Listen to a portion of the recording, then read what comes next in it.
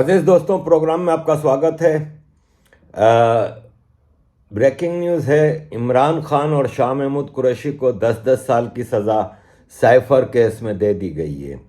अब ये सज़ा स्पेशल कोर्ट से मिली है और ज़ाहिर है आप सबको पता है कि ये एक पाकिस्तान में इस तरह का बनाना रिपब्लिक में ये चीज़ कोई नई चीज़ नहीं है, एक्सपेक्टेड था। नॉर्मली प्रोसिक्यूटर ने तो सज़ाए मौत मांगी थी, लेकिन 10 साल की सज़ा हुई है। देखें, आप सबको अच्छी तरह पता है कि मैं इमरान खान का सबसे बड़ा मुखालिफ हूँ और मुझे इमरान खान बिल्कुल नहीं पसंद, मुझे ये आदमी जहर लगता है।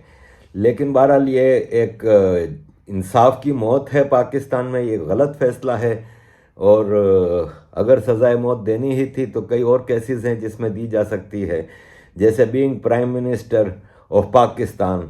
इसने भारत में पुलवामा अटैक किया था, इसने बलोचों का कत्लेआम करवाया, इसने तालिबान के ज़रिए हज़ारों लोगों को मरवाया।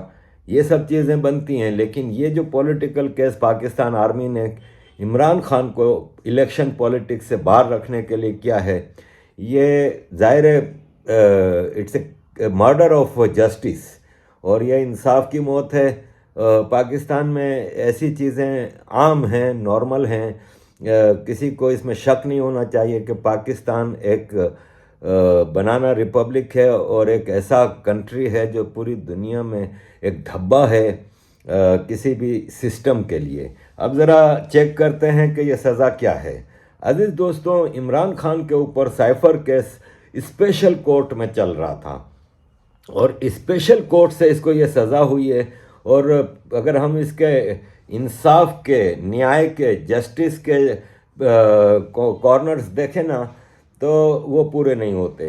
इसलिए कि पहले तो ये कि इस केस में इमरान खान के को जो लॉयर्स थे, जो वकील थे, उन सबको हटा दिया गया और उसको सरकारी वकील दिया गया। इसको अपना वकील करने का इख्तियार नहीं दिया गया।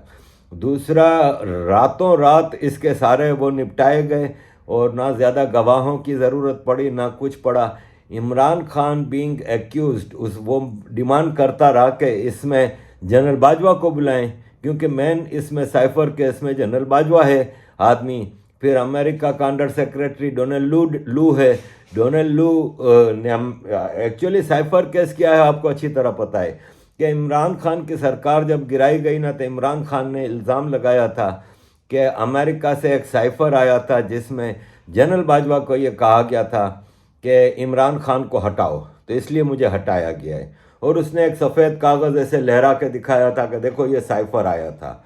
अब पहली बात तो ये कि अगर साइफर था वो, तो ये गवर्नमेंट का सीक्रेट डॉक्यूमेंट होता है और सिटिंग प्राइम मिनिस्टर्स तक किसी को इख्तियार नहीं कि गवर्नमेंट के सीक्रेट डॉक्यूमेंट को अपने घर ले जाए। तो इमरान खान साइफर केस का पेपर, साइफर केस, इसके साइफर लेटर इसके पास कैसे था? तो ये केस बनाया गया था कि इसने पाकिस्तान से गद्दारी की है और इस वजह से इसके ऊपर ये केस बना। लेकिन मसला ये है कि साइफर तो था, क्योंकि इमरान खान की सरकार अमेरिका के कहने पे हटाई गई थी और इमरान खान को वो हुकूमत खोनी पड़ी, क्योंकि अमेरिका इमरान खान को पावर में रहने देना नहीं चाहता था। इमरान खान के कई कसूर थे जिसकी वजह से अमेरिका इमरान खान को हटाना चाहता था। तो बाजवा तो मेन आदमी है जिसने ये सारा खेल खेला और इमरान खान के खिलाफ नो कॉन्फिडेंस मूव लाई गई और फिर इमरान खान ने सरकार तोड़ी और असेंबली डिज़ोल्व कर दी। और वो भी एक गलत काम था, क्योंकि असेंबली जब आपके खिलाफ पाकिस्तान के कानून के मुताबिक, और शायद दुनिया भर की पार्लियामेंट्स का ये कानून होता है कि अगर आपके खिलाफ नो कॉन्फिडेंस मूव आ जाए ना तो you can not dissolve assembly. तो इसने वो नो कॉन्फिडेंस मूव, उसके अपना स्पीकर था तो स्पीकर ने वो नो कॉन्फिडेंस मूव हटा दी और गवर्नमेंट डिज़ोल्व कर दी, जिस पे केस बना और फिर कोर्ट ने रिस्टोर कर दी गवर्नमेंट और पीडीएम की गवर्नमेंट आई और इमरान खान सड़कों पे आ गया। फिर 9 मई हुआ जब इमरान खान को पहली बार गिरफ्तार किया गया, तो पीटीआई के लोगों ने कोर कमांडर हाउस और गवर्नर हाउस और मुख्तलिफ आर्मी इंस्टॉलेशंस पे हमला कर दिया, जिसकी वजह से वो केस अभी बाकी है।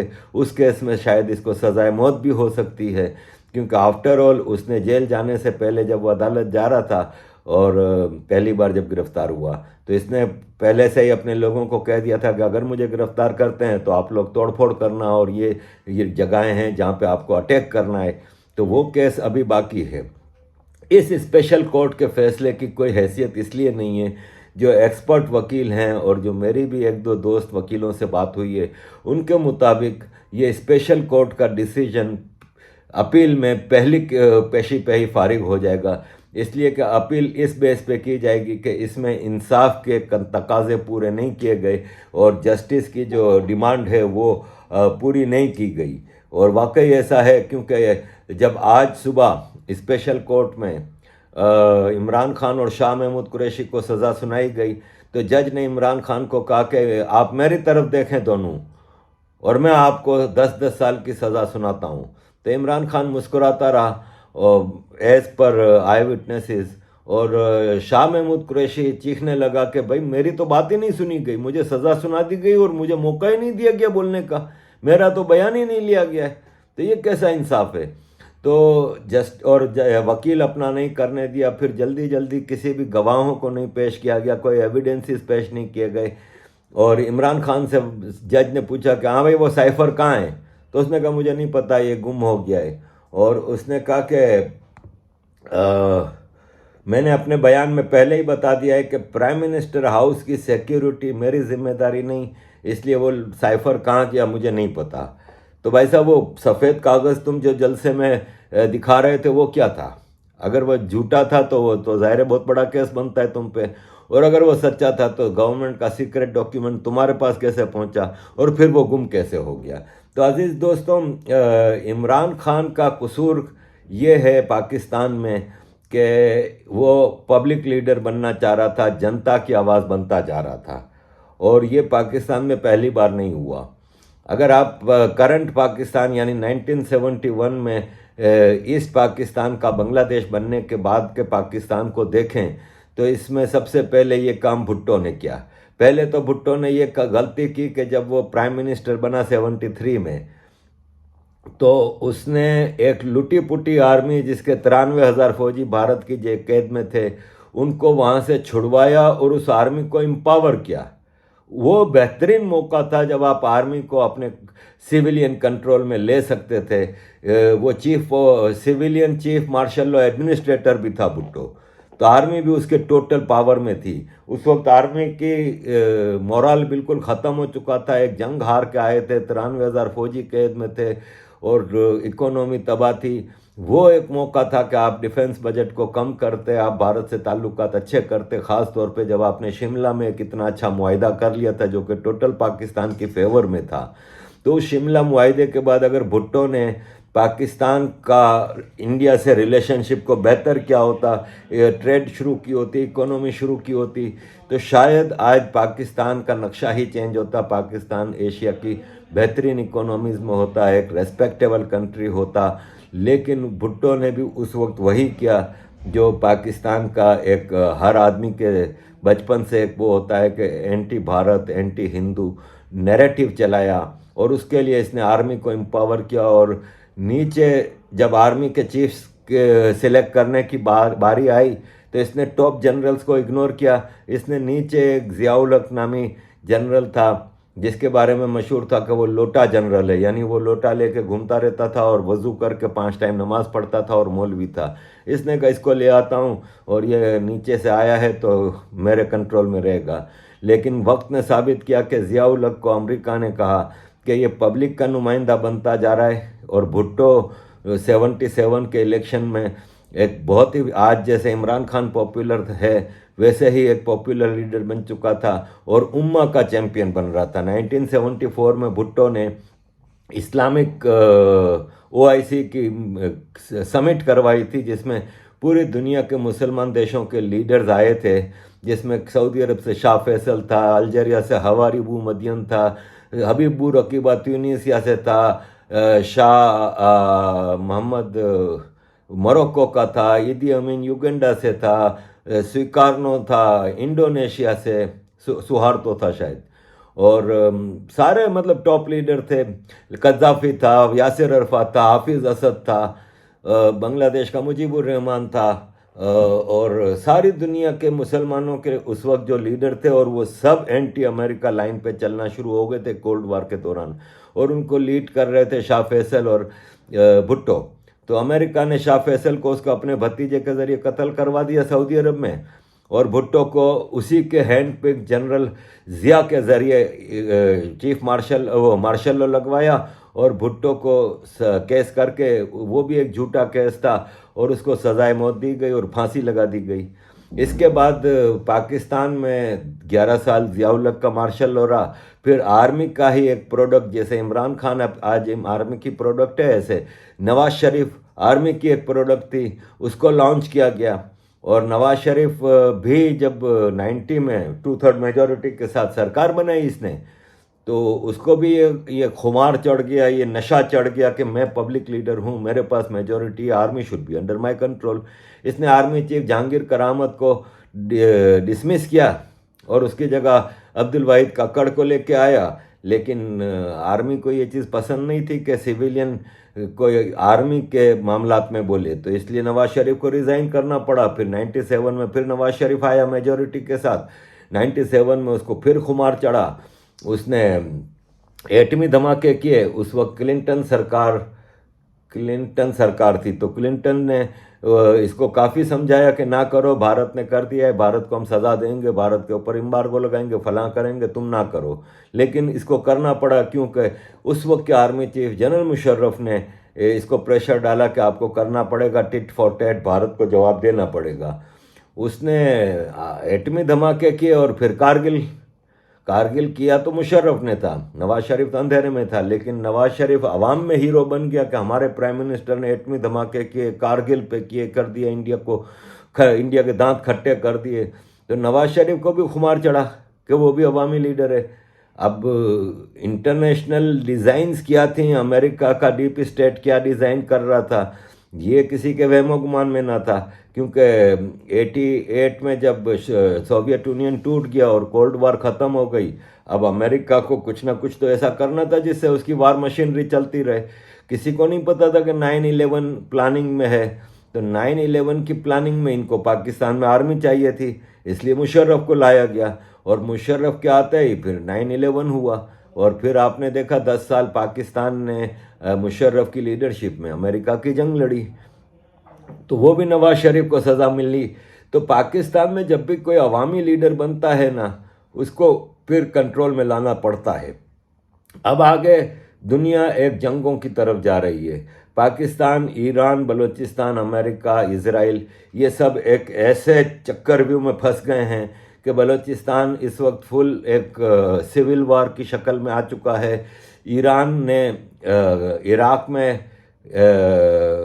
सीरिया में अमेरिका के ऊपर अटैक किया है, एक ड्रोन जिसमें 3 फौजी मारे गए। वो भी हमें लग रहा है कि 9/11 की तरह एक कंस्पायरेसी थ्योरी हो सकती है कि ईरान को घेरने के लिए। हूतियों का मामला चल रहा है, फिर हमास और हिजबुल्ला इसराइल से जो लड़ रहे हैं वो ईरान की बैकिंग में। तो ये एक रीजन में एक ऐसी खिचड़ी पक रही है कि शायद इस वक्त अमेरिका अफोर्ड नहीं कर सकता इमरान खान जैसे पब्लिक लीडर की, जो को उम्मा का अगेन लाइक भुट्टा उम्मा का चैंपियन बनता जा रहा था, जिसने यूनाइटेड नेशंस में इस्लामोफोबिया के ऊपर रेजोल्यूशन पास कराया और उम्मा कर रहा था। और उसने भी एक भुट्टो की तरह एक उम्मा के उसके चक्कर में अमीरुल मोमिनीन खिलाफत का बनता जा रहा था। ये अमेरिका को एक्सेप्टेड नहीं था, तो इसको हटवाया गया। दूसरा, आर्मी के लिए भी खतरा था कि जनरल बाजवा को ये महसूस हो रहा था, और आर्मी की जो कोर होती है जो कि सारे फैसले करती है, क्योंकि पाकिस्तान आर्मी की कोर है ना, उसका मेन ऑब्जेक्टिव ये होता है कि हम किसी तरह पाकिस्तान पे अपना कंट्रोल कायम और दायम रखें और उसको हम अपने फुल कंट्रोल में रखें। यही इनका मेन मकसद होता है। तो इसीलिए आर्मी ने कहा कि बेहतर है कि इमरान खान को हटाया जाए।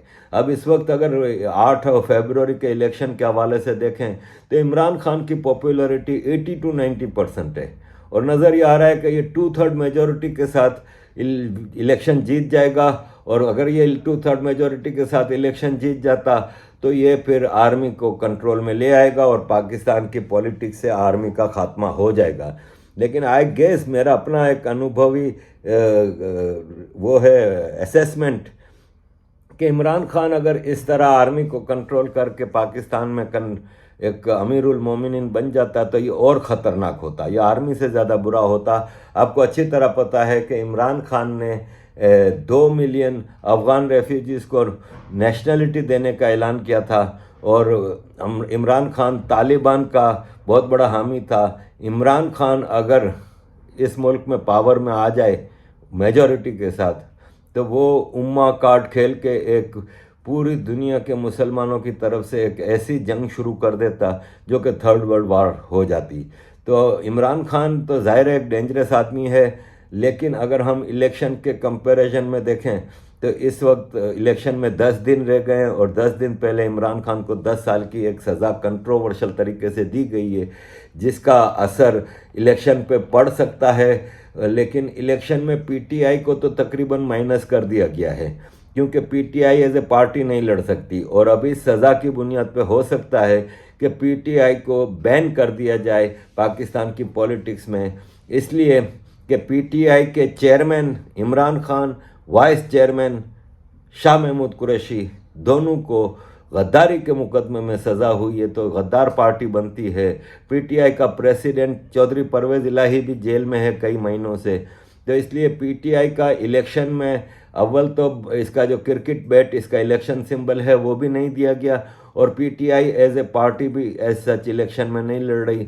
पीटीआई पार्लियामेंटेरियंस नाम से इन्होंने लॉन्च की है पार्टी, और वो इलेक्शन में जा रही है। पीटीआई नज़रियाती जा रही है। पीटीआई जहांगीर तरीन और अलीम खान ने पंजाब में इस्तेकाम पार्टी के नाम से, इस्तेकाम पाकिस्तान पार्टी के नाम से पीटीआई के जितने लोग छुड़वाए गए थे, पीटीआई से निकलवाए गए थे ज़बरदस्ती, जिनको जेलों में बंद करके, वो इस्तेकाम पार्टी पाकिस्तान में चले गए हैं। इसी तरह इमरान खान के केपी के चीफ मिनिस्टर परवेज़ खटक ने अपनी पार्टी लॉन्च कर दी है केपी में। तो इन सारी चीज़ों में हम देखते हैं ना, तो नज़र ये आ रहा है कि पाकिस्तान में इलेक्शन में इमरान खान के लोगों को, अब वो इंडिपेंडेंट लड़ रहे हैं काफ़ी लोग। इमरान खान ने कवरिंग कैंडिडेट्स के तौर पे 2-2, 3-3 हर कंस्टिट्यूंसी में कैंडिडेट्स रखे थे, वो इंडिपेंडेंट लड़ रहे हैं। लेकिन बिलावल भुट्टो, मौलाना फजलुर रहमान, शहबाज शरीफ अपने जलसों में यही कह रहे हैं कि पीटीआई के लोग हमें वोट दें, हम उनकी आवाज़ बनेंगे। और हमें पता है कि ये जो इंडिपेंडेंट कैंडिडेट्स अगर जीत भी जाते हैं तो ये हमारी पार्टी में आ जाएंगे, यानी बिलावल कहता है हमारी पार्टी में, वो कहते हैं अपनी पार्टी में। तो नज़र यही आ रहा है, जैसे कई कैंडिडेट्स हैं, फवाद चौधरी है, उसने इलेक्शन का बाइकआउट का ऐलान कर दिया, क्योंकि उसने कहा कि हमें तो ना कैंपेन करने दी जाएगी, ना हमें लड़ने दिया जाएगा, ना हमें जीतने दिया जाएगा, तो मैं बाइकआउट करता हूँ। इसी तरह सनम जावेद जो पीटीआई की वर्कर थी, जो काफ़ी फेमस हो गई है और जेल में भी रही है काफ़ी अरसा, वो मरियम नवाज़ के खिलाफ इलेक्शन लड़ रही थी, लेकिन कल ही उसने भी अपनी नॉमिनेशन वापस ले ली और उसने कहा कि मैं इलेक्शन नहीं लड़ सकती, क्योंकि उसको वापस गिरफ्तार कर लिया है। इस तरह यास्मीन राशिद और काफ़ी पीटीआई के कैंडिडेट्स अभी भी जेल में हैं, उनकी कैंपेन भी नहीं चलने दी जा रही। पुलिस उनके ऊपर, जैसे इमरान खान की पार्टी को जलसे करने की इजाज़त नहीं है, धारा 144 लगा दी गई है जिससे कि कोई भी जलसा नहीं कर सकता, लेकिन बिलावल जलसे कर रहा है, ये नवाज शरीफ जलसे कर रहा है, लेकिन इमरान खान की पार्टी को जलसे नहीं करने दिए जाते। कराची में इन्होंने जलसा करने की कोशिश की तो पुलिस के साथ मुकाबला हुआ इनका, पुलिस को इन्होंने मारा, और फिर पुलिस ने जो इनका हाल किया वो फिर आप समझ सकते हैं। और साथ में रेंजर्स, सिंध में तो रेंजर्स ही रूल करती है। तो इस हवाले से देखा जाए तो इस इलेक्शन में पीटीआई को तो बिल्कुल आगे मौका नहीं दिया जा रहा कि वो इलेक्शन कंटेस्ट करे, और ऑल इन ऑल ये इलेक्शन एक फेक एंड फार्स इलेक्शन होंगे। और ज़ाहिर है पाकिस्तान के सारे इलेक्शन फेक एंड फार्स होते हैं, लेकिन इस बार इनको बड़ी कमबख्ती आ गई है इनकी कि इमरान खान ने इस इलेक्शन का मतलब इनके मतलब के रिजल्ट्स लाने नहीं देगा। तो उसमें मोस्ट प्रोबेबली एक तो यह है कि पीटीआई को गद्दार पार्टी करार दे के बैन किया जाएगा, और उसके जो इंडिपेंडेंट कैंडिडेट्स हैं उनको भी रोका जाएगा और जेलों में बंद करके उन सब पे केस किया जाएगा, उनको बैन किया जाएगा, इलेक्शन कमीशन से डिस्क्वालीफाई किया जाएगा।